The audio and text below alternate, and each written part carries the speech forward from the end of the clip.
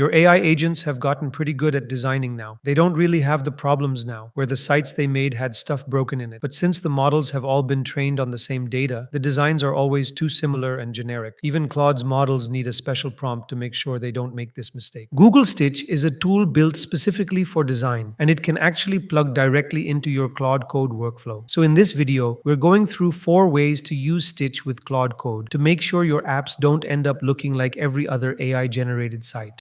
The new Stitch update uses a design system for building your UI, and these systems are built upon all the features that form the UI guide for websites, which includes different fields like colors, themes, fonts, and more. These features are actually formed by using the design.md file. This file is also what makes the design transferable from one agent to another. You can transfer this design.md file to any agent you implement this design with, and it will get the whole styling theme perfectly matched. The reason this works is that the file is specialized towards agents. It contains more targeted language so that they can grasp the design intention with ease. It also visualizes all the design systems on screen, so you don't just have to interpret the style using only text. You can get the gist of how the app will look when it is implemented by actually looking at the colors and fonts next to each other. Whenever you build anything with Stitch, the first step Stitch takes is creating a design.md and a design system, even if you don't explicitly tell it to do so in your prompt. Once the design system is locked in, whenever it creates any site, it is able to ensure consistency across multiple pages and regenerations. This fixes the biggest problem we had while working with Stitch, because it was not able to maintain design consistency as well as it can now. But instead of relying on the design system Stitch creates on its own, you can create your own design systems as well. You can set the theme according to your requirements, or if you have a design file, you can just upload it, and it will automatically incorporate that file as a design system and visualize it for you. The important thing is that you need to make sure whatever design.md you use follows a proper structure. This structure is known to be optimized for agents, specifically Stitch, and helps them understand the intentions efficiently. Oftentimes, we brainstorm our app ideas with Claude or other agents. So if you want to create designs from those brainstorming sessions in Stitch, you can take the design style to Stitch in the form of a design.md file. You can give Claude a structure for the design file that you can get from the official skills repo by Google, containing all the skills related to Stitch. From the examples, you can get a design file template that is optimized for Stitch. So whichever agent you are using, you can provide the style of the website you want to create along with the template, so that it can generate the design.md on top of the template following the style guide properly. Once your agent generates the detailed design.md file, you can take it to Stitch and just paste it into the design.md section under the creating new design system. The moment you press save design, it creates a visualization for this design. Once it is visualized, you can use it and ask Stitch to implement the UI using the newly created design system as a base. Stitch then implements the design, which reflects the system you created, capturing the exact styling from the design.md. So using these design systems, you can iteratively create as many pages as you want, and each will follow the same design style. If you have already created projects on Stitch and you want to extract the design.md for them, you can do so by using the skills created by Google. In the skills they have created, the design.md skill converts Stitch projects into a design.md according to the template, which is optimized for Stitch's workflow. Also, if you are enjoying our content, consider pressing the hype button, because it helps us create more content like this and reach out to more people.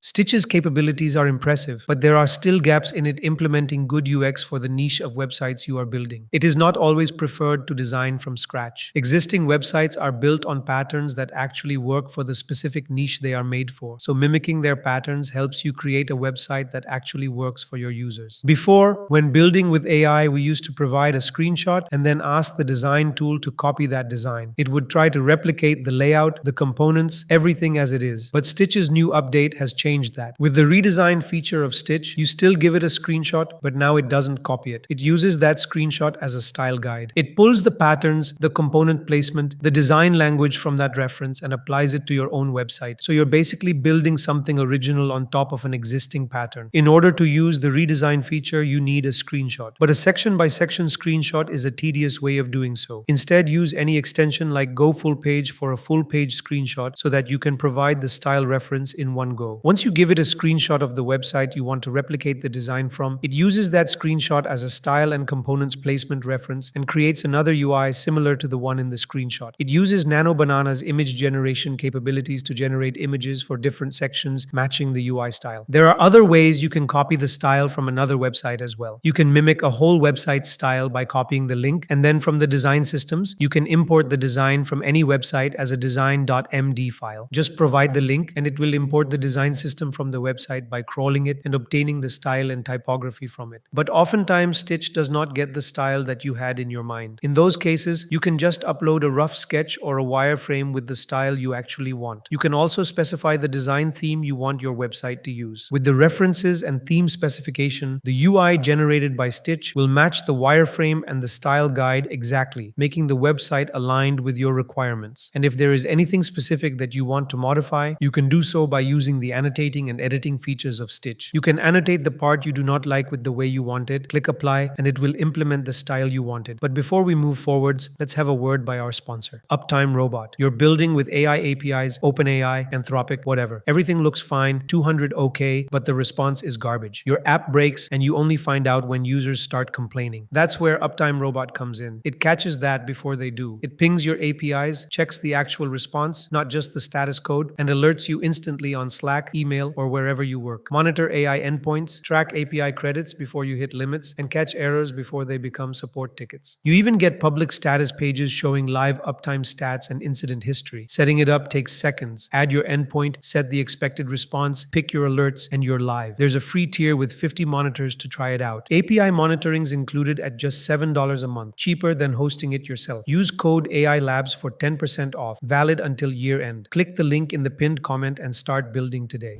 Another way to build is by connecting Stitch's capabilities with any of your existing agent capabilities, like Claude Code or any other agent that supports agent skills. Google has developed multiple skills for this purpose and provided skills that give additional capabilities to the agent for working with Stitch. You can install whichever skill you need by following the steps in the repo. The most important one to use in your workflow is the Enhance Prompt skill. It transforms the vague prompts you provide into Stitch-optimized prompts, making them exactly the way Stitch is optimized to work. It contains references for common keywords because Stitch relies on adjectives to identify mood rather than exact descriptions of the design. Aside from that, there is a skill for building complete websites called the Stitch Loop. It allows the agent to use Chrome DevTools and iteratively build the website from Stitch using an autonomous loop pattern as detailed in the prompt. The idea is to maintain proper prompt tracking and pass prompts from one stage to another. Since these skills manage everything on their own, this is the closest workflow to building an app in one shot. But before you actually use these skills, you need to make sure that Stitch MCP is connected, because this is what Stitch uses under the hood to build and fetch designs. There is a video on the channel that walks through the MCP installation process and debugging common issues with the installation, which you can check out. Now, when you export the design from Stitch, either via MCP or code, it usually gives out a huge HTML file where everything is chunked in one file. Since most applications are React-based and component structured, this becomes an overhead for agents to map the HTML to React. So to simplify this, you can use the React component skill. It converts the Stitch design into modular components using proper validation metrics. It uses scripts to validate and fetch designs so that components can be easily mapped. With this workflow, you can create a Claude.md that lists the workflow you want to use. It needs to follow this order. First, you use the enhanced prompt skill to convert your vague prompts into Stitch-specific prompts, ensuring Stitch receives the input correctly. Then it should build the design using the Stitch loop. Once the build is done, it needs to implement the design in the app using React components. When you give the prompt for the landing page you want to build, it will follow the instructions laid out in Claude.md. It first loads the enhanced prompt skill, which then generates the enhanced prompt using the available skills and tools. Once the prompt is ready, it asks for your permission to proceed to the next step. After approval, it loads the Stitch loop skill and uses the Stitch MCPs to create the project. Once the project is created, it sends the prompt generated by the enhanced prompt skill to Stitch, which first generates the design system and then the actual design. To facilitate images, it uses image generation as part of the design process. Once the design is complete, it moves to the next step using the React component skill to create a component-wise structure and implement the app properly, optimized for whichever framework you are using. When you run the dev server, you can see that the application exactly maps the design from Stitch, including hover effects on buttons, making this workflow much easier and faster for building fully functional apps. Now, the Claude.md used here, along with all the resources created, are available in AI Labs Pro. This includes resources from this video as well as all previous videos, which you can download and use for your own projects. If you have found value in what we do and want to support the channel, this is the best way to do it. The link is in the description.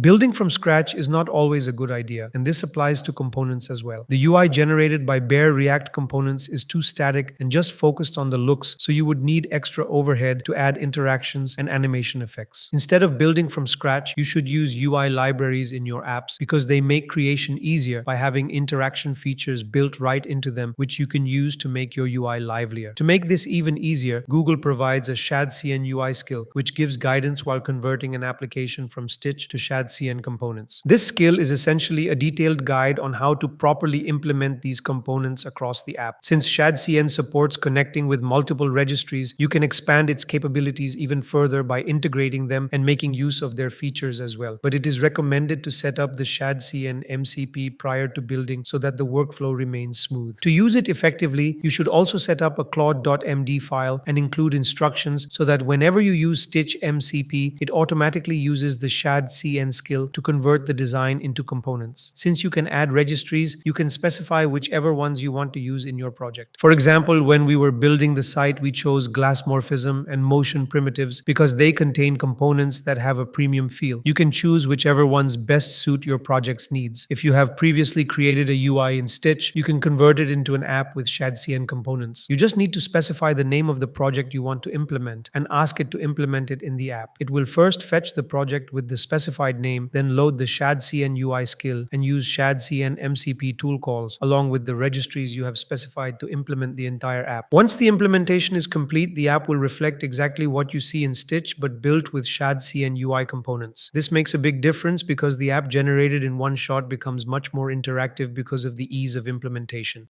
That brings us to the end of this video. If you'd like to support the channel and help us keep making videos like this, you can do so by using the super thanks button below. As always, thank you for watching and I'll see you in the next one.